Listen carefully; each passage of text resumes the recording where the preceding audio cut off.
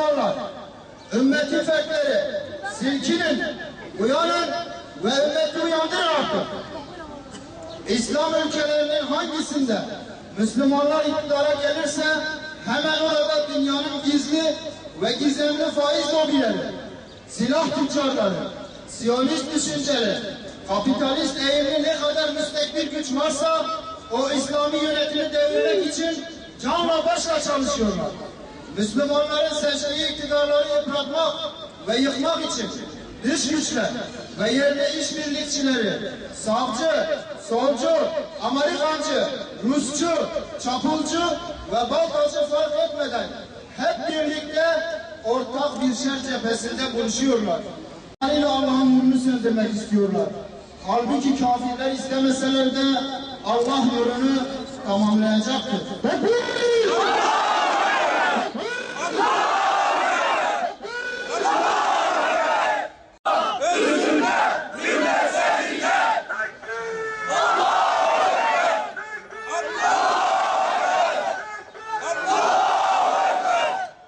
Kitlelerin tahrire yığılması, Mürsi'nin istifaya çağrılması, yönetim tarzı demokrasi de olsa Müslümanların yönetimde olması İsrail dostu güçleri derinden rahatsız ediyor. Süveyş kanalının kontrolü, İsrail'in güvenliği, Orta Doğu'daki dengeler, ABD'nin çıkarları, Gazze'nin Hamas'ın elinden alınması, Kuzey Afrika'daki, Orta Doğu'daki İslami hareketlerin kontrol altında tutulması için bu operasyonlar belirli güçler tarafından yapılmaktadır. Dünya Müslümanları uyanıp ayağa kalkmadan, ümmet olmadan ve bu işgalcileri yurtlarından kovmadan Müslümanlar yeryüzünde rahat edemez. Bu darbe İslam'a ve Müslümanlara karşı yapılmıştır.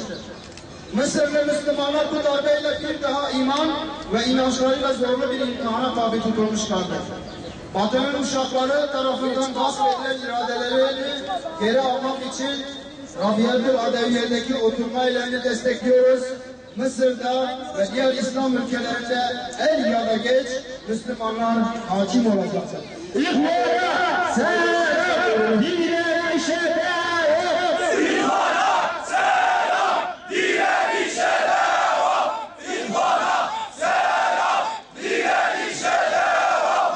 İhvana selam, dine şefaat.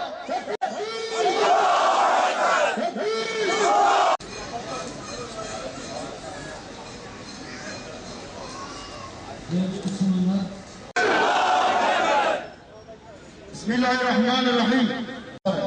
Kıymetli sivil toplum kuruluşu temsilcileri ve değerli Şanlıurfalılar. Çarşamba günü akşam itibariyle Mısır'da 50 yıllık diktatörlüğü devirerek ülkenin seçimle gelen ilk Cumhurbaşkanı Muhammed Mursi'ye karşı Batı müstekbirleri ve İsrail destekli askeri junta tarafından darbe yapılmıştır. Şanlıurfa sivil toplum kuruluşları olarak iradesi gasp edilen Müslüman kardeşlerimizin yanında olduğumuzu ilan ediyoruz. Seçimle başa gelmiş bir yönetimin askeri müdahaleyle görevden alınması kabul edilemez.